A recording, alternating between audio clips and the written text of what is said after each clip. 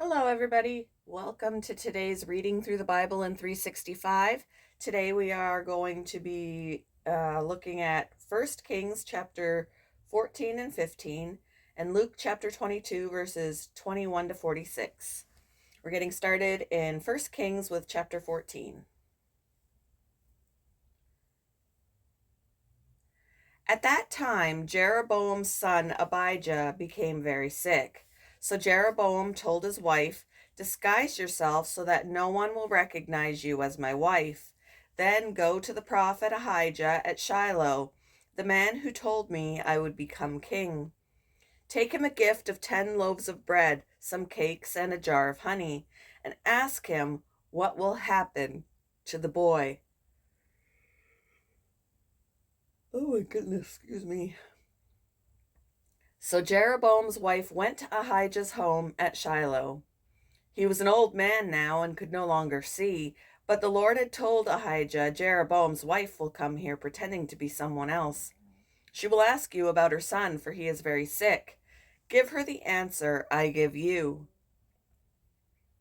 So when Ahijah heard her footsteps at the door, he called out, "Come in, wife of Jeroboam. Why are you pretending to be someone else?" Then he told her, "I have bad news for you. Give your husband Jeroboam this message from the Lord, the God of Israel. I promoted you from the ranks of the common people and made you ruler over my people Israel. I ripped the kingdom away from the family of David and gave it to you. But you have not been like my servant David, who obeyed my commands and followed me with all his heart, and always did whatever I wanted. You have done more evil than all who lived before you. You have made other gods for yourself and have made me furious with your gold calves. And since you have turned your back on me, I will bring disaster on your dynasty and will destroy every one of your male descendants, slave and free alike, anywhere in Israel. I will burn up your royal dynasty as one burns up trash until it is gone.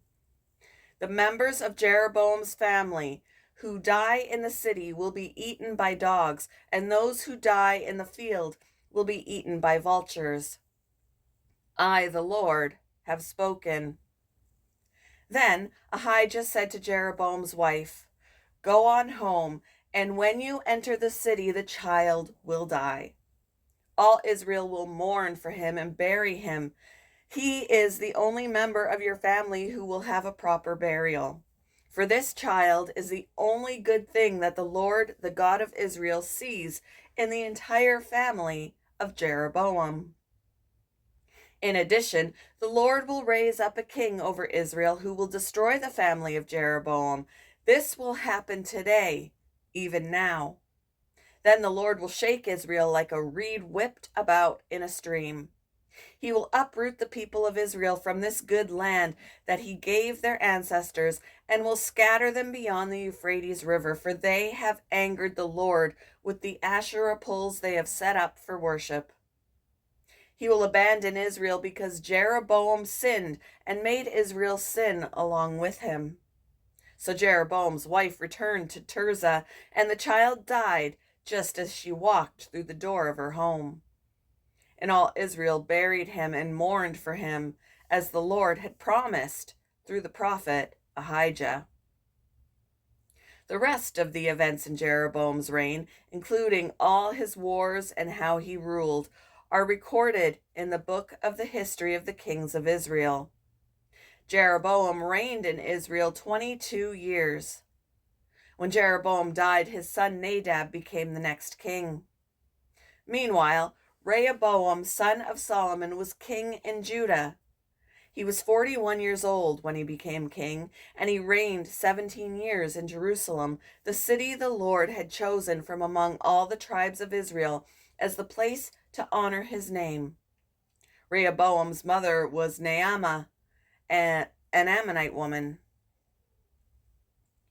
During Rehoboam's reign, the people of Judah did what was evil in the Lord's sight, provoking his anger with their sin. For it was even worse than that of their ancestors, for they also built for themselves pagan shrines and set up sacred pillars and Asherah poles on every high hill and under every green tree. There were even male and female shrine prostitutes throughout the land. The people imitated the detestable practices of the pagan nations the Lord had driven from the land ahead of the Israelites. In the 5th year of King Rehoboam's reign, King Shishak of Egypt came up and attacked Jerusalem. He ransacked the treasuries of the Lord's temple and the royal palace. He stole everything, including all the gold shields Solomon had made. King Rehoboam later replaced them with bronze shields as substitutes, and he entrusted them to the care of the commanders of the guard, who protected the entrance to the royal palace. Whenever the king went to the temple of the Lord, the guards would also take the shields and then return them to the guard room.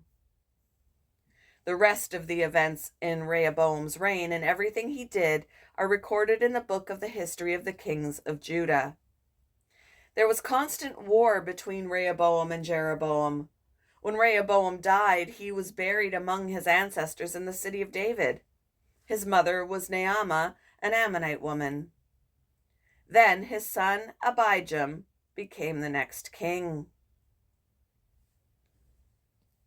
Chapter 15. Abijam began to rule over Judah in the 18th year of Jeroboam's reign in Israel. He reigned in Jerusalem 3 years.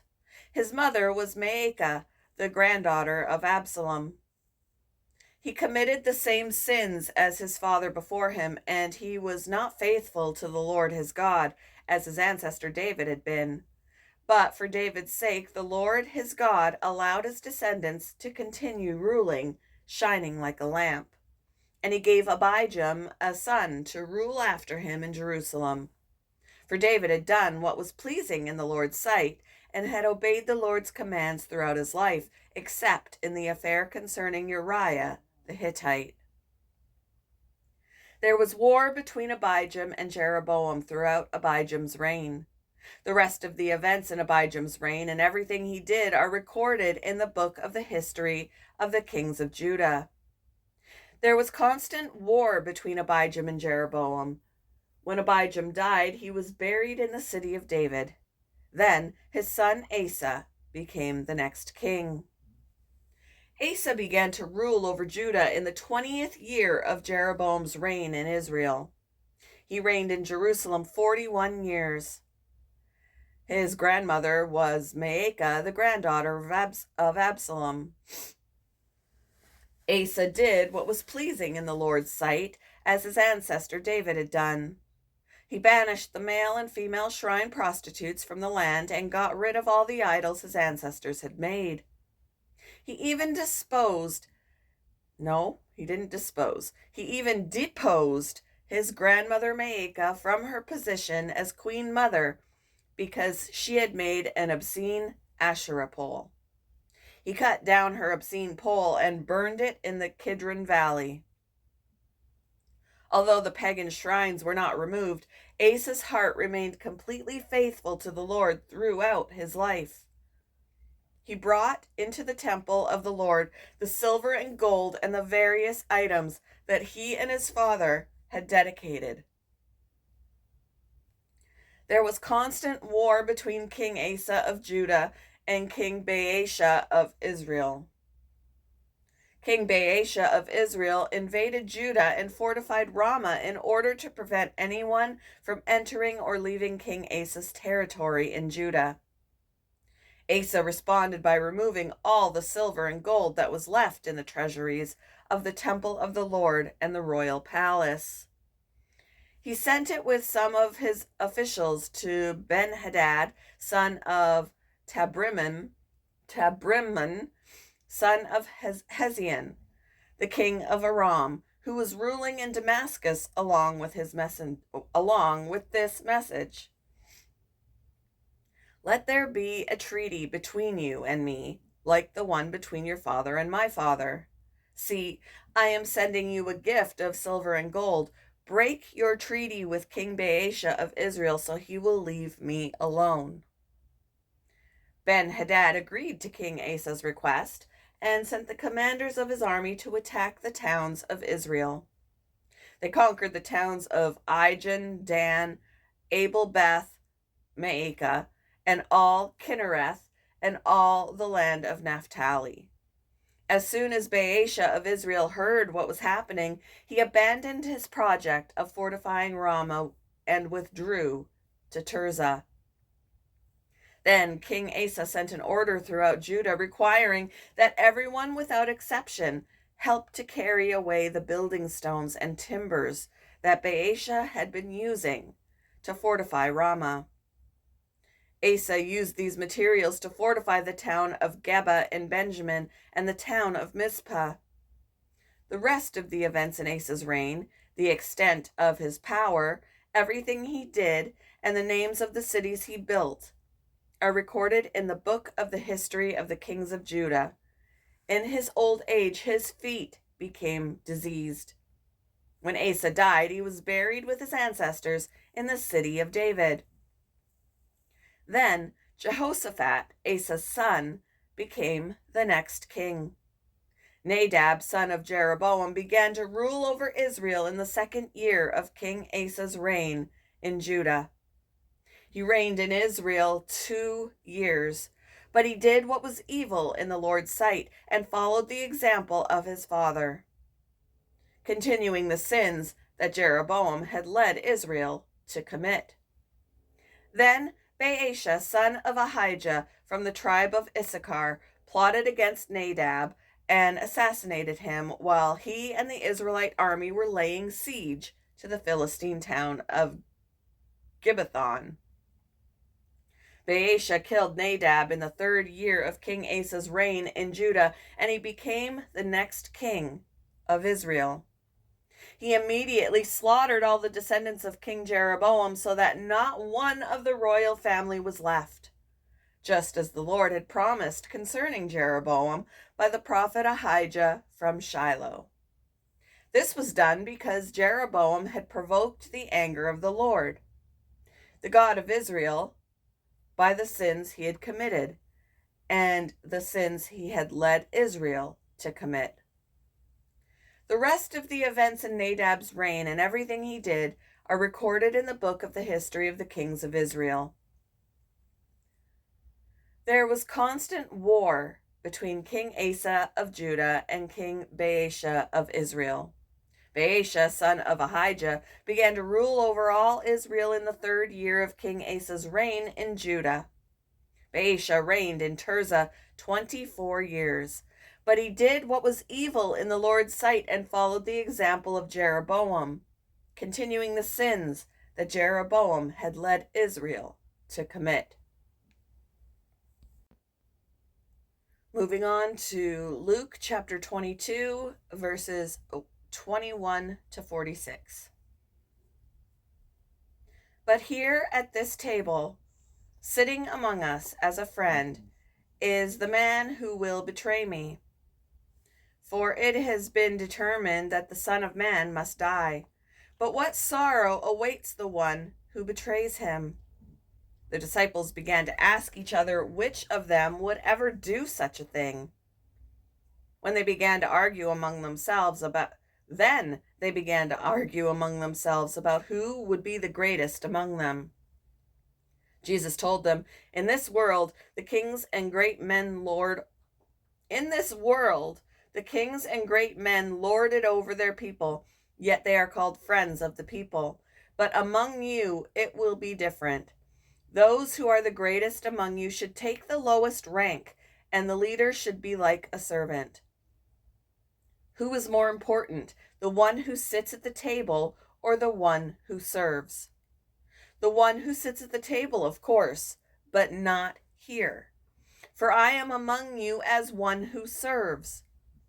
You have stayed with me in my time of trial, and just as my Father has granted me a kingdom, I now grant you the right to eat and drink at my table in my kingdom, and you will sit on thrones judging the 12 tribes of Israel.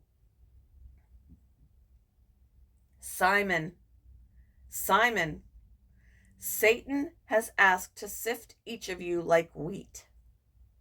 But I have pleaded in prayer for you, Simon, that your faith should not fail. So when you have repented and turned to me again, strengthen your brothers." Peter said, "Lord, I am ready to go to prison with you and even die with you." But Jesus said, "Peter, let me tell you something. Before the rooster crows tomorrow morning, you will deny me. No, you will deny 3 times that you even know me." Then Jesus asked them, "When I sent you out to preach the good news and you did not have money, a traveler's bag, or an extra pair of sandals, did you need anything?" "No," they replied. "But now," he said, "take your money and a traveler's bag, and if you don't have a sword, sell your cloak and buy one. For the time has come for this prophecy about me to be fulfilled." He was counted among the rebels. Yes, everything written about me by the people will come true. "Look, Lord," they replied, "we have 2 swords among us." "That's enough," he said. Then, accompanied by the disciples, Jesus left the upstairs room and went as usual to the Mount of Olives. There he told them, "Pray that you will not give in to temptation." He walked away about a stone's throw and knelt down and prayed, "Father, if you are willing, please take this cup of suffering away from me. Yet I want your will to be done, not mine." Then an angel from heaven appeared and strengthened him. He prayed more fervently, and he was in such agony of spirit that his sweat fell to the ground like great drops of blood. At last he stood up again and returned to the disciples, only to find them asleep, exhausted from grief. "Why are you sleeping?" he asked them. "Get up and pray, so that you will not give in to temptation." But even as Jesus said this, a crowd approached, led by Judas, one of the 12 disciples. Judas walked over to Jesus to greet him with a kiss. But Jesus said, "Judas, would you betray the Son of Man with a kiss?" When the other disciples saw what was about to happen, they exclaimed, "Lord, should we fight? We brought the swords." And one of them struck at the high priest's slave, slashing off his right ear. But Jesus said, "No more of this." And he touched the man's ear and healed him. Then Jesus spoke to the leading spirits. No? Wow, I'm making things up. Then Jesus spoke to the leading priests, the captains of the temple guard, and the elders who had come for him. "Am I some dangerous revolutionary," he asked, "that you come with swords and clubs to arrest me? Why didn't you arrest me in the temple? I was there every day. But this is your moment, the time when the power of darkness reigns." So they arrested him and led him to the high priest's home. And Peter followed at a distance. The guards lit a fire in the middle of the courtyard and sat around it, and Peter joined them there. A servant girl noticed him in the firelight and began staring at him. Finally, she said, "This man was one of Jesus' followers." But Peter denied it. "Woman," he said, "I don't even know him." After a while, someone else looked at him and said, "You must be one of them." "No, man, I'm not," Peter retorted. About an hour later, someone else insisted, "This must be one of them, because he is a Galilean too." But Peter said, "Man, I don't know what you are talking about." And immediately, while he was still speaking, the rooster crowed. At that moment, the Lord turned and looked at Peter. Suddenly, the Lord's words flashed through Peter's mind. before the rooster crows tomorrow morning, you will deny 3 times that you even know me." And Peter left the courtyard, weeping bitterly.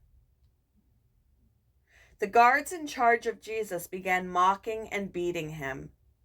They blindfolded him and said, "Prophesy to us, who hit you that time?" And they hurled all sorts of terrible insults at him. At daybreak, all the elders of the people assembled, including the leading priests, the teachers of the law. No.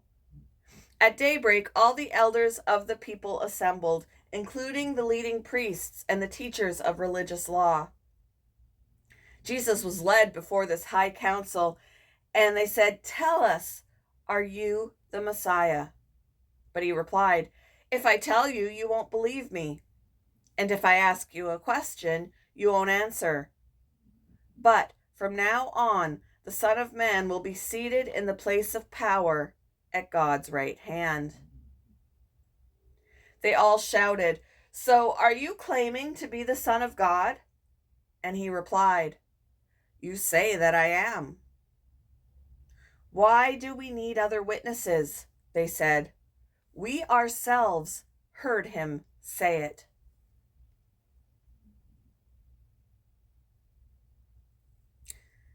So I've noticed that I read further. I didn't know that verse 46 was not going to be the end of chapter 22. I read all the way to verse 71. So I got carried away into the story and I read the whole thing. So tomorrow we just won't have the Luke reading because that will be the rest of it that I just read. So anyway, thank you for joining me for today's reading through the Bible in 365. I hope you all have a wonderful Monday, and I will see you in the next one.